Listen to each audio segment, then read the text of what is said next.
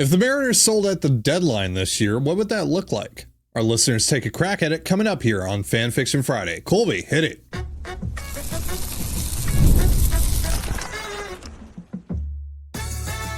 You are Locked On Mariners, your daily Seattle Mariners podcast, part of the Locked On Podcast Network, your team every day. Ahoy, sailors. It is Friday, March 14th, 2025. This is Ty Gonzalez and Colby Patnode for the Locked On Mariners podcast, part of the Locked On Podcast Network, your team every day. This episode is brought to you by FanDuel. Right now, new customers can get $200 in bonus bets when your first $5 bet wins. And as always, if you want to hear from me and Colby even more and help support the show, you can check out our Patreon. All you have to do to check that out is click the link in the description of this episode. So it's Fan Fiction Friday, and since we weren't able to get to a ton of your trades last week due to the George Kirby news, we're going to carry over last week's theme to this week. We asked you guys, of course, for Mariners trade ideas that would be clear selling moves by the team. So we're going to go over a few of those today. And if you're new to the show and Fan Fiction Friday in general, here's how it works. Our listeners submit Mariners trade ideas and we grade them on the 20/80 scale based on things like creativity, uniqueness, and of course, if they make sense for both teams. That's kind of the most important one. So let's get into your trades, starting with Adam, who has a deal with the Arizona Diamondbacks. Mariners get Jordan Lawler, Ryan Nelson, and Jake McCarthy for George Kirby. And we got a lot of trades involving the starting pitchers. Yeah, mostly Kirby and Gilbert. I don't think I saw a single Miller trade, and I think only one Wu trade. So that's pretty interesting. But I did see a couple of different Julio Rodriguez trades, and just understand that I saw those trades and they were rejected with prejudice because that is stupid. I mean, I'm sorry, it's stupid. The Mariners, even if they do sell a piece here or there, even if it is a big piece, they're not trading Julio Rodriguez. This is not a tear down. This is not a full rebuild. And even then, with Julio's contract and how young he is, probably doesn't make a lot of sense to trade him. So, yeah, the Julio trades, never going to answer one on the air, just wasting our time and your time, by the way. So, yeah, you won't see any Julio trades here. There were a couple Cal Raleighs, which maybe. But, yeah, definitely more likely than Julio, but I'd still say unlikely. But at least those are on the table, all right? Don't send us Julio trades. We're not answering them. Yeah. So anyways, this one's interesting. Kirby impacts 4 playoff races if you acquire him at the deadline. So we don't really have a precedent for that, for like what that looks like for a guy as established as George Kirby, who still has upside left to get to, who is still in his mid-20s, who, prior to this injury has been very durable for the Mariners. So yeah, it's kind of tough to have like, this is a deal that happened over here. What are the comps to that? I don't know. I couldn't find one for 3.5 years of essentially a number 2 starting pitcher in the middle of the summer. So it's a little tough here, but I think when you look at the packages Mariners would be getting, what's interesting about this is that none of these guys are, like 18-year-old, 4 years away from the big league type of prospects. They're all either major league like established, or they've played in the majors and they still carry a very high prospect pedigree in Lawler. So this is very interesting. You would get essentially a starting infielder, probably starting third baseman at this point. You would get, maybe shortstop. You would get a replacement for Nelson or for Kirby, and Nelson, who's kind of starting to figure some things out. He's not quite where you want him to be yet, but he's getting there. Then you get Jake McCarthy, who's a speedy outfielder, left-handed hitter, more of a, T-Mobile Park fit than somebody like Randy Arozarena. But yeah, so it's interesting. I think there's a possibility Arizona looks at this and says it's too much to give up. We're not actually getting better.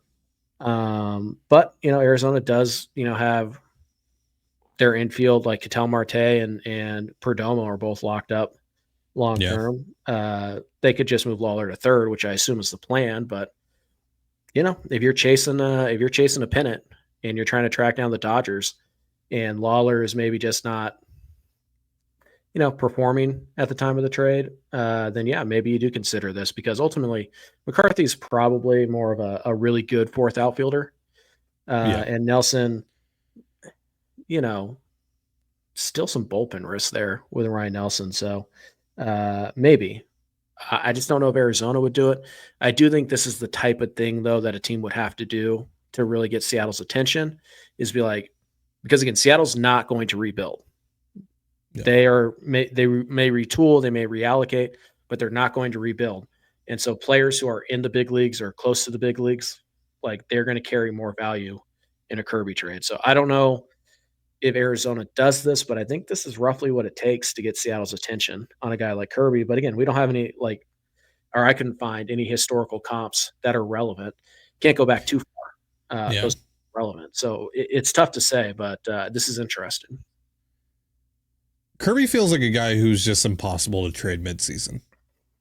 And I think it really comes down to, would the Mariners want a major leaguer with more of a track record than Jake McCarthy brings? Because Nelson is still a guy that's trying to figure it out. He had a pretty good year in 2024, but he's still not necessarily all the way there. Lawler hasn't had any major league success yet. He is one of the better prospects in baseball, though. And McCarthy, yeah, he might just be a fourth outfielder. I mean, he was a 3-win player this past year, but he's kind of, it's been a mixed bag for him at the major league level so far in his career. But you're getting 3 guys who are major league ready right now, who have a ton of club control. I believe McCarthy has the least amount of club control and is still like 4 years, something like that. But yeah, would the Mariners want someone more established than McCarthy, with more of a track record than McCarthy? And if that's the case, then they probably can't trade Kirby midseason.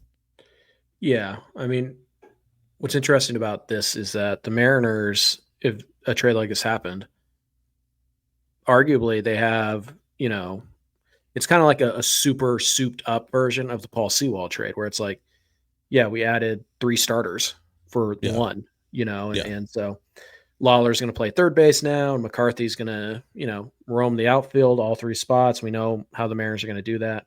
And then Nelson just kind of hops in, and maybe Nelson just goes right to the bullpen because maybe Senja is ready to go, so it's possible that they look at it like that on top of this too. And we'll have more information at the time of this trade than what we do right now, but obviously, I can't see in the future here, but just working off of the information that I have right now, I'm just not sure. I'm not sure if this is something the Mariners would want to do, or if they would prefer to just take it to the off season and trade Kirby with 3 years left. Yeah, I don't think you're going to get significantly less if you trade Kirby this winter versus this summer. By the way, that's one thing we're assuming here on this episode, obviously, is that everybody's healthy, everybody's performing roughly as they did, last year, or at least within the range of reasonable outcomes, blah, blah, blah. And that the Mariners are not in a playoff position, and that every team that is trying to acquire the Mariners players obviously are. All right. So you're sitting here going like, that team's not going to be competitive. We're assuming they are. Yeah. You have to make a lot of assumptions with this exercise, but yeah, so I'll give it a 55. I think it's pretty good. I almost have to give it like a 50 just because it's like, I don't know, it might be a 60, it might be a 40. I don't know. Like, it's just really tough to grade. So yeah, I think 50, 55, it's definitely interesting to say the least. And it is a little creative. So yeah, 50, 55, somewhere in that range. Aiden has a deal with the Phillies. Dylan Moore and Trent Thornton to Philadelphia for Mick Abel. Now, we know that the Mariners have liked Mick Abel in the past. They liked him around the draft when he was taken, 2 years ago, 3 years ago, whenever it was. 2020. She's 5 years ago now. 2020 feels like it was 2 years ago, but yeah. The basic thought, or the basic belief, is that had Hancock gone in the top 5, the Mariners were going to take Abel and cut a deal to go under slot there and use the money elsewhere. But Hancock fell to them. They took Hancock. And like Hancock and like a lot of dudes that were drafted in 2020, things have not gone particularly well for Abel in his pro career. So you're not trading a whole ton here. I mean, you would be trading, a couple of months of Dylan Moore and a couple of months of Trent Thornton for Mick Abel. Just take the shot on him. Yeah, I don't know if there's enough upside here for the Phillies. Now, again, if Abel continues to really struggle, like maybe at that point they're just like, look, he's got to be put on the 40 man this winter anyways, and we're going to lose him in the Rule 5. If we don't, we don't want to do that. Maybe they do just get rid of him, but it still feels like, I don't know, like you got to give up like Gabe Spire maybe instead of Thornton. Like you got to give the Phillies something because there's still upside here.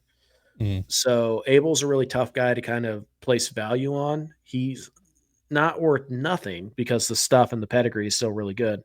Can't throw strikes though. And again, we're running out of time. He's got to be put on the 40 man this winter or you risk losing him in the Rule 5. What is the lowest walks per nine he's had in the minors? I'm trying to figure that out. I think it's 401 in 2022 in high A. Oh, 579, 516, 646. Jesus. Yeah, and that's also not very Mariner-y.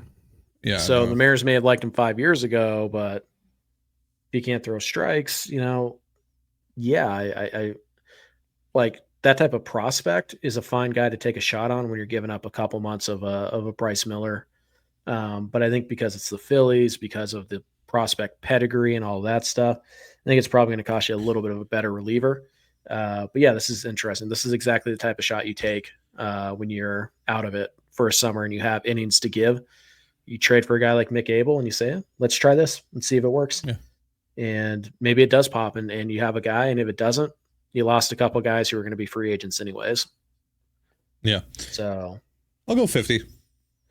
Yeah, I just don't think the Phillies would be. I think the Phillies could get something a little bit better than this. Now if they trade Bohm and Sosa's playing third base every day, then they might need to replace, that utility role on their bench. But Sure. unless Dylan Moore does something he's never done before, I think this is probably a bit pie in the sky. But again, Abel's been really bad, and basically the only thing keeping him in prospect status right now is that he was a first-round pick. So, 45. Sure, that's fair. All right, we'll go over more of your trades in just a moment, but first, a reminder, this episode of the Locked On Mariners podcast is brought to you by FanDuel. All right, folks, it's that time of year again. March Madness is finally here, and FanDuel is giving you the chance to get in on the action like never before. Right now, new customers can get $200 in bonus bets when your first $5 bet wins. That's $200 to use on everything from buzzer beaters to Cinderella stories and even who's cutting down the nets. With tournament games happening almost every day, there's always something exciting to bet on. The FanDuel app is simple to use, and when I win, I get paid instantly. No waiting around. So visit FanDuel.com and get in on the college hoops action all tournament long. That's FanDuel.com. And you're listening to the Locked On Mariners podcast. Let's get back into your trades here on Fan Fiction Friday. Mark has a deal here with the Mets. Luis Castillo and Gabe Spire for Brandon Sproat, Ryan Clifford, Jeremy Rodriguez. Sproat goat. How you feeling about this deal? I think you probably need 2023 Luis Castillo to show up in the first half for this to be a conversation. Not a big Clifford guy, to be quite honest with you, but that's fine because, again, you're talking about a 31, 32-year-old making money. So you're not going to get what you would get for Gilbert or Kirby, obviously. So, Yeah, a lot of people like Sprout. I'm fine with that too. Giving up Gabe Spire is certainly an interesting part of this deal. He does, again, assuming he's healthy and he's 2023 Gabe Spire, he does bring a lot of value to a deal, I would think.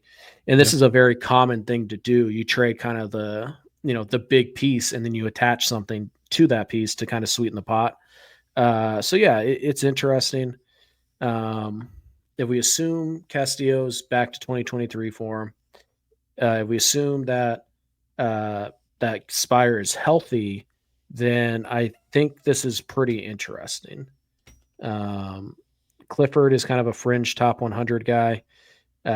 So that's about right. I think that's about right to me. You get a top 100 prospect, you get kind of a fringy type of guy, and essentially you get more or less what you gave up to get him just a couple years later. And then I think even though he's older and he's a little more expensive money-wise, I think the inclusion of Gabe Spire makes up that gap. So, I think you're looking for roughly a Noel V and Arroyo type of deal for him. And I think this is pretty close. Yeah, no, I really like this deal. If they were able to do this and the Mariners were out of it, then I'd be happy with this return. You get a starter back who's controllable and ready for major league action right now. I think with all the injuries in the Mets rotation, he's going to make their rotation on opening day, if I'm not mistaken. So, Yep. yeah, so he'll have some major league seasoning by the time this trade would theoretically happen. And then Clifford's interesting dude. Take a shot on him. Why not? Might be ready this year. Might see him this year at some point. Yeah, you don't have a lot of outfielders on the farm that are close right now, so you would have an opportunity to give him some playing time and all that. Yeah, I mean, he's very fringy defensively in the outfield, but yeah, what does he have enough power to play first? He's kind of a tweener prospect, which is fine as a second piece for Luis Castillo trade. Yeah, that's fine. Yeah, so 60. Look at Ty being all generous today. Yeah. Yeah. By the way, Jeremy Rodriguez, 18-year-old shortstop. Yeah. Woolsey, just kind of a lottery ticket. Take a shot. Yeah. Yep. Yeah, I'd say 55. It's pretty good. Okay. Yeah. Next deal comes from Connor. Logan Gilbert to the Tigers for Max Clark, Bryce Rayner, Jace Young, and Trey Sweeney. It's a lot from Detroit. Well, kinda has to be. Yeah. Logan Gilbert, you get him for 3 playoff races. Yeah. If you look at other pitchers who were traded basically for 3 years of control, 3 playoff races. Jose Quintana, who kind of similar to Gilbert in terms of production. He cost the Cubs Eloy Jimenez, who at the time was a top 5 prospect, pretty much unanimously, and Dylan Cease, who at the time was a top 50 prospect and rising pretty quickly up the ranks, and a couple minor league pitchers. So Quintana cost you Eloy and Cease. So Clark and Rayner is pretty close. Like, that's pretty close to that. Now, Young is also a top 100 guy. Now he's also got some major league seasoning, but there's some downside with Young. He's kind of Harry Ford, very similar in that type of approach. He's in that same range. Trey Sweeney, just kind of a throw in, like, he's got some major league playing time. There's nothing real special about Trey Sweeney, I see. So I think when you compare Gilbert and Quintana, I think that's the type of deal you're looking for. And I think this comes close to it. I do wonder if maybe Young is a bit too much over the top, how Detroit will see it. But yeah, Clark is a couple years away. Rayner's a couple years away. And so because the Mariners aren't looking to rebuild, because they're looking to compete again in 2026 in this scenario, they might need a guy like Young. They might want a guy like Young who can come and actually help them, and they could play. Yeah. So, you're kind of trying to find the sweet spot here. I do think Detroit is a really good partner for one of the Seattle pitchers. I agree. Yeah. If it gets to that point, because they do have Clark, they do have Rayner, they do have Young, they do have a couple of interesting catcher / first base prospects. Like, it's a good farm system. And so, yeah, I do think Detroit's a good fit. I do think that Chicago is another really good fit. The Cubs, as we talked about them, obviously all winter. So yeah, this is really interesting. I think it's pretty close to in line. Another comp might be the Chris Sale trade. Now, you got 3 full years of Chris Sale, not 2.5. And Chris Sale's better, or at least he was, than Logan Gilbert at the time they were traded. And Sale got you Moncada, who at the time, top 5 prospect, some said number 1 in baseball, and Kopech, who was top 50-ish prospect with some real relieverists there. So it does seem, if you're trading these, now it's also worth noting that Sale was traded in the winter. But Quintana, 2.5 years of kind of this number 2 4-win type of pitcher. It was Eloy, and it was Cease. So I think that's the type of package you're looking for. And again, Eloy was top 5 guy. Cease was a top 50 guy with momentum, with helium. He was quickly rising up the ranks. So yeah, I think this is pretty close to what the Mariners would have to get to consider it. I just wonder if maybe they even look at this and they're like, those guys are just too far away. We just can't do this. Yeah. So. This is really close to about what it would take for me to be willing to do this. Because again, I got Logan Gilbert for 2 more years after this. I can just run it back with him. Mhm. Like, I don't have to trade him at the deadline. So Also, you gotta make me trade him, basically. right. And also, I think you have to be really sure that there is no chance you're going to get Logan signed to an extension. Yeah. Because I think he is the guy that they would like to have signed.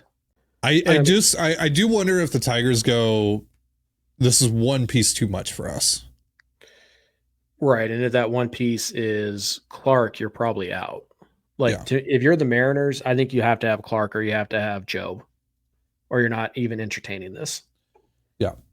So, yeah, I think this is an interesting starting point. I think we do actually have some comps for 3 playoff races of a kind of number 2 starter, so that helps with this.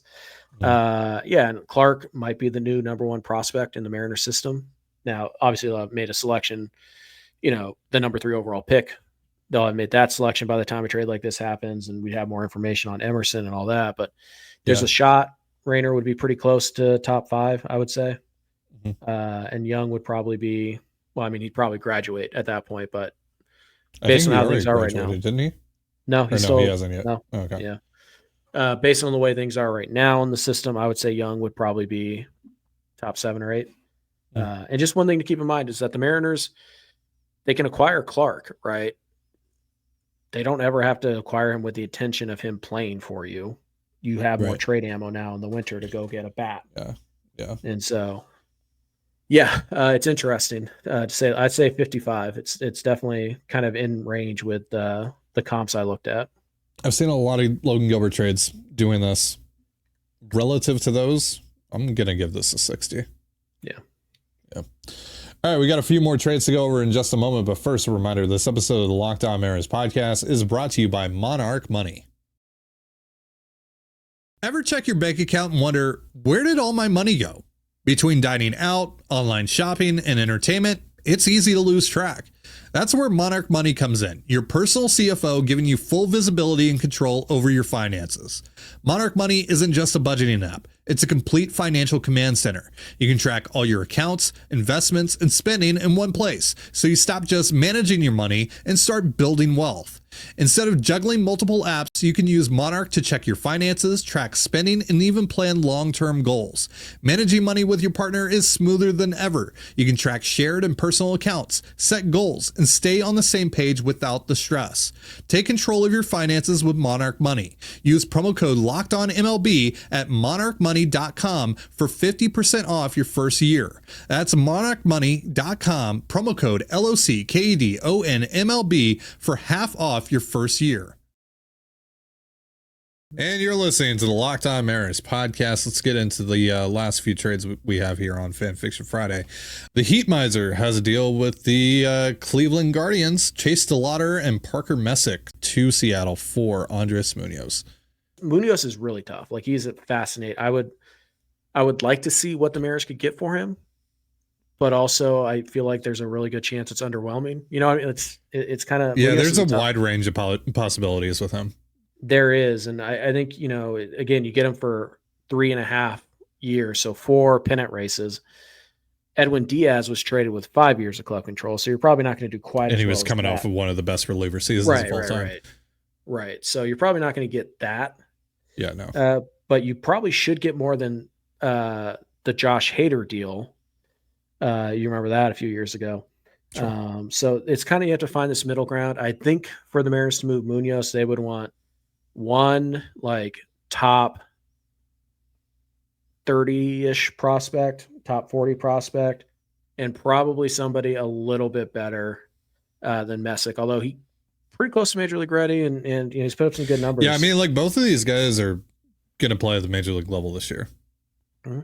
I guess I would say this. I would not, if this was what they could do for Munoz, I would probably pass and try again this winter. Yeah. But if they made this trade, again, assuming everybody blah, blah, blah, I'd be open-minded to. I'd be like, okay. I mean, I'd understand if this was the best that they could do. Right. And again, if this is the best they could do, I'd prefer they wait. But if maybe they really like DeLauter. And if that's the case, then like, fine. Like I get it, you know. And again, you get two guys like you're going to find out soon on. Mhm. Like you don't have to wait. Like it's not like DeLauter is still a year and a half away. So like you trade for DeLauter, he's probably in your lineup the next day. Yeah.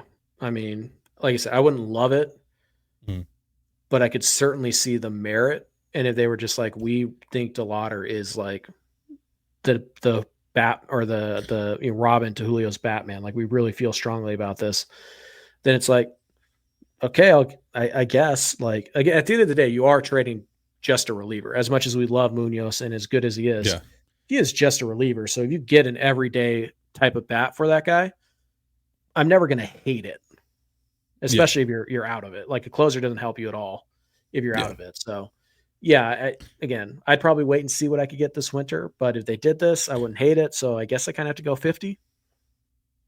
Yeah. I was actually kind of debating a 55 because it is thought provoking. I'll go 55. Why not? Spencer has our final deal of the day. It involves the San Francisco Giants. It's another Andres Munoz deal, but going along with Munoz to San Francisco is Victor Robles for Bryce Eldridge. This is actually a really good contrast between the last deal and this one. It's just how much does the addition of Robles and the subtraction of a secondary piece going to Seattle, how much does that make a difference here? Right, and it likely comes down to how much do the Mariners like Eldridge versus DeLauter? Because, like, hypothetically, if these two deals were available to them at the deadline, which one do they pick? I'd assume they pick Cleveland's. Yeah. Even though Eldridge is probably the better overall prospect. I think it's close, but I think Eldridge is probably the better prospect. So, you know. And they get Messick on top of that. They don't have to trade Robles because of it. Right, who still has another year of club control after this year. Yeah. So, yeah. Again, I think they get the better prospect in Eldridge, but I do think it's close. And having to add Robles on top of that, I would prefer they do the Cleveland deal.